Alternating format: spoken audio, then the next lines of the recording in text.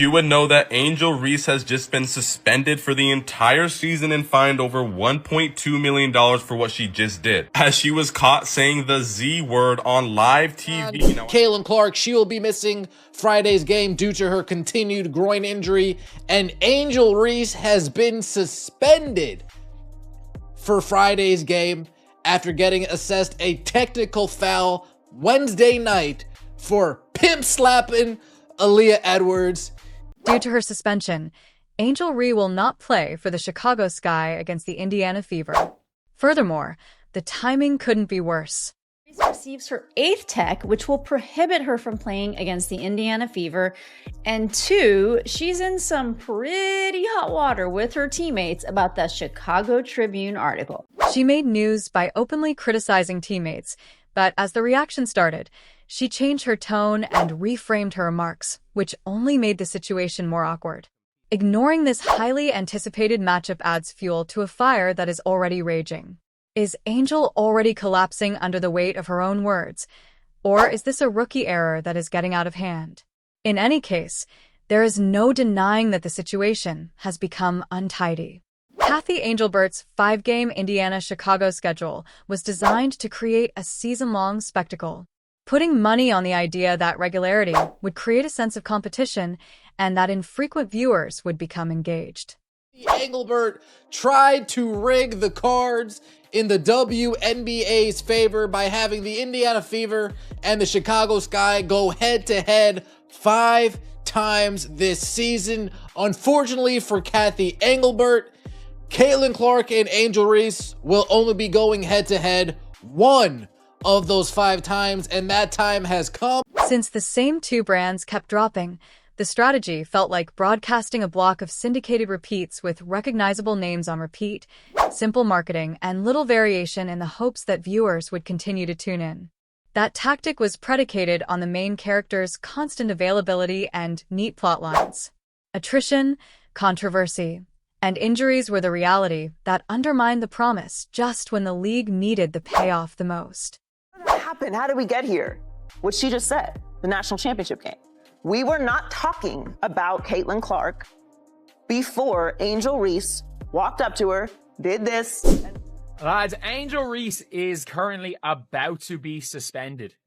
She has 7 technical fouls on the season. And if this was last season, in a 44-game season, she would have already been suspended. She would have already been suspended.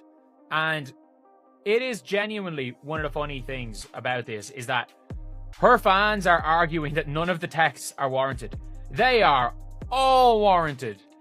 And why was Angel Reese missing Friday night's game? Oh, just your casual suspension. The reason for the absence on Friday night was a spinning backhand to Aaliyah Edwards. It was more about a dramatic punctuation mark that permeated the visual of combat sports than it was about boxing out and angles. The most contemptuous move is to use a backhand read. Such a gesture condenses attitude into a single motion. Damn, she packed her up, bro. Yeah, so Aaliyah was. She low-key packed her up. It was so sly. Oh, shoot. Dang, Angel. Man, this is horrible timing if she get this 8th technical. I think they're going to give her a technical. Getting suspended for a game after what she said about her team basically being trash and needing new players, man. Yeah, that's a tech. Dang. So she's going to be suspended. This is all just bad timing, bro. Bad timing. Angel Reese didn't use the front of her hand. Angel Reese went with the back of her hand and bow right across Aaliyah Edwards' head. I will let. Slow motion wasn't necessary for the moment to be painful. A simple arc of wind up and follow through that transformed a typical fight into a referendum on intent and control was revealed with just a pause and replay. I'm here to tell you, when I picked my phone up and I looked at all of these damn alerts, I say, hold up, wait a minute. It is looking spooky. Angel Reese got suspended. Angel Reese threw her team under the bus. When the hell did this happen? Debate broke out right away. Malice versus Cell, intent versus accident, and real impact against failure. It disappeared in an instant in real time. An arm drawing a compass-perfect sweep across a contested space in freeze frame evolved into a geometry lesson in torque and trajectory. The ledger was clear regardless of the subjective interpretation. It culminated in an 8th technical, which led to an automatic ban and a new round of memes, hot comments, and conversation that overshadowed the basketball game. Her entire team feels attacked by her from comments that she made in a Chicago Tribune article. This is what Front Office Sports is reporting. According to the report, Reese said she doesn't believe her teammates Rachel Bannum or Haley Van Lith are capable of leading a playoff team. Guard Ariel Atkins is another player on the Sky's roster with WNBA championship experience. Aaliyah sold the touch with complete dedication, breaking down in a performance that sparked criticism and advanced the story. The scene, the count against Reese Rose, and the episode locking in as the newest headliner in a season that is highlight and headline were all accepted by the officials. However, the larger storyline continued into the locker room when players were allegedly named and assigned roles in pointed criticism. Allegedly, Rachel Bannum was demoted from leader toe. Haley Van Lith was recast as unprepared for the league. In the conversation, a 9:30 record changed into a cudgel. While the tone for within had the frost of a top-bone audit delivered from a precarious perch, the team season was presented as a warning story. Reese roasted the Chicago Sky as a whole, as an organization, as a staff, a collective, and a crew so bad to the point where it actually gave them some motivation in tonight. That is the fundamental source of tension. In public, a self-styled franchise engine criticizing the car while its wheels shake and demanding perfection despite slipping in the rankings runs the risk of coming out as a fry cook who demands a Michelin star for remembering to salt the fries, technically accurate on a single step, yet unaware of the bigger picture. The outcome is a picture of a group that has more viral moments than shared identity, more post-game remarks than a steady defensive shell, more headlines than habits, and more late-game clarity. As a result, the competition is noticeably hollow and lacks the pivotal encounters that the publicity required. When availability and discipline undermine the screenplay, the commissioner showcase notion lands like satire, and the franchise savior narrative doesn't mesh with a locker room intrigue. Upgrading the roster, the suggested remedy, won't change a culture that uses subtweets and press conference insults to communicate instead of another shooter. What's missing appears to be mediation, conventions, and trust.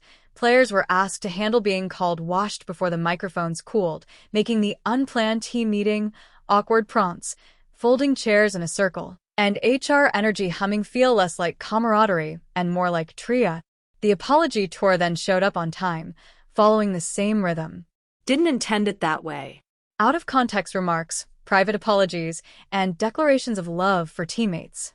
However, listing coworkers according to their roles and shelf lives goes beyond what can be interpreted as appropriate. Receipts that sound like verdicts also make it difficult to square a rhetorical pivot. As an advocate, Ariel Atkins filled the void by comparing the weight of a big crown to that of a 23-year-old. However, the pressure of missed rotations, turnovers, and the daily rigors of team defense, screening angles, and timing caused that metaphor to falter. All the unglamorous behaviors that, in reality, bring honors when the lights go down. The ironic thing about the Indiana Fever and the Sky is that the WNBA commissioner, Kathy Engelbert, she started this thing called Rivalry Week, of which the parameters pretty much put the Sky and the Indiana Fever as rivals. And obviously the two players being the rivals are Caitlin Clark and Angel Reese. Now, Angel Reese has actually only played one game against the Fever, and she missed 2 games due to a back injury, and this will be her 3rd game that she misses against the Indiana. From the perspective of the front office, the Reese acquisition took the form of a national buzz, tickets, jerseys, talk, and marketing layup. Instead, what showed up resembled a Bravo subplot more. A first-year head coach aged in dog years while sketching setups that no one can hear over the static, veteran side-eyeing, and newbies being pulled into feuds. Tyler Marsh seems ready to establish a culture and system. Rather, he inherited a grease fire with weekly flare-ups and a curriculum of group therapy in the locker room where the most difficult tasks, film accountability, communication rules, and role clarity, are overpowered by the incessant chatter of the discourse machine. Discipline was unavoidable once the angles were analyzed and the counts were made, since league optics in a small competition require quick reactions. The main Clark-Reed chapter was the unintentional casualty, undermining the plot the timetable attempted to plan. Chicago's weaknesses: fragile cohesiveness, brittle trust, poor defensive accountability, erratic late-game execution, and a propensity to turn strategy sessions into storylines, prowl down the corridor, drowning out any incremental progress on the practice floor. Weaknesses blare like brass in an ecosystem this small and competitive. The contrast between the crown and the jester endures because it encapsulates a reality regarding appearance and content. The calls come in on Banham and Vanleth today. Because habitual criticism spreads if accountability isn't reciprocal and based on common norms, they can select another target tomorrow. Returns into a conundrum if she continues on that course. Highlights without chemistry, stat lines without trophy, and the player who everyone watches with interest are the reasons why many teammates are reluctant to join. Gravity in the absence of glue. A team runs the risk of solidifying conflict as identity the more it depends on it for motivation. Furthermore, disputes hardly ever turn into victories. It's just in. Angel Reese is just back to being Angel Reese. No mistake about it. She can come out and say that she apologizes for the way that people took the comments that she made, but her comments were pretty close. Strip away the metaphors and the standings remain the blunt metric. Tucker 30 is 9. No PR cadence can take it away. IT is not rewritten by a circle of chairs. Ree, who is both daytime lead and half rising star in the current storyline, questions why the Empire reads like sketch comedy. Additionally, the only believable prescription is the unglamorous one. Instead of striking at faces, start swinging at imperfections. Redirect your efforts from callouts to call-ins, from roasts to reads, from heat checks to habits, and from sound bites to rotations. Footwork, covering guidelines, and anchoring on camera. Instead of using isolations that make 5 into 1, dial usage should be directed on actions that amplify teammates, angle screens, hit-ahead passes, and duck-ins that flatten help. Instead of using reactionary swipes that prompt texts and whistles, change the defensive narrative to focus on anticipation, early tags, scram switches, and verticality near the rim. Another layer that doesn't trend is the leadership layer done on a random Wednesday practice, establishing a vocabulary for the group about what great truly means, calling out coverages before the coach, owning terrible possessions on film without being defensive, and arriving first for shell drill. Compared to accountability that starts at a microphone, accountability that starts in the mirror spreads farther around the room.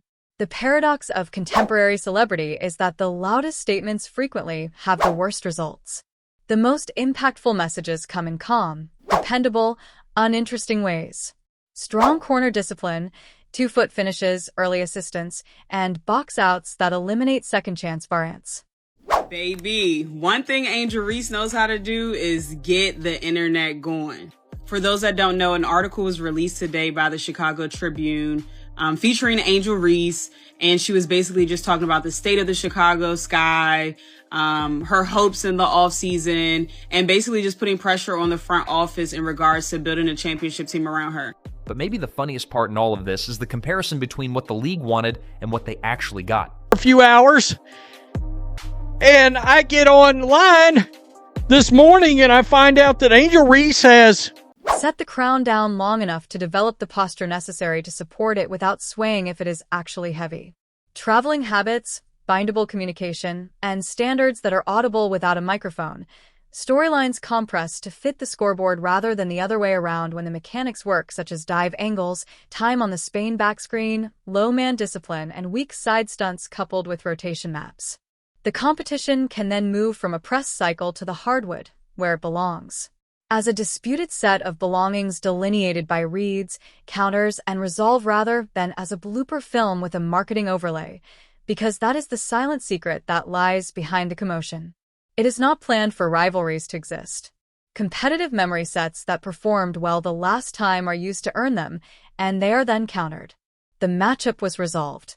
Puzzles using spacing that change every quarter until someone blinks. The path is more robust and restricted than the language implies if Ree desires the weight and the watts. There will be fewer press conferences, more hockey assists, more deflections, fewer declarations, more paint touches, and less heat checks.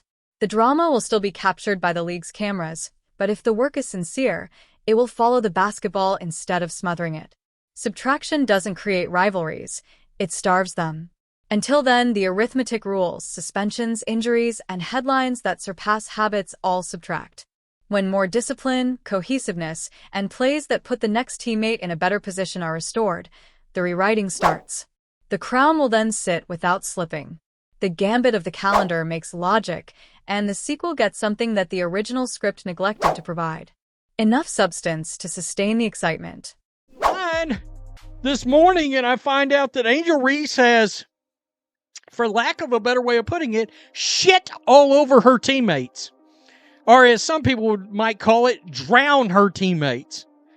And, her teammates are none too happy, nor should they be.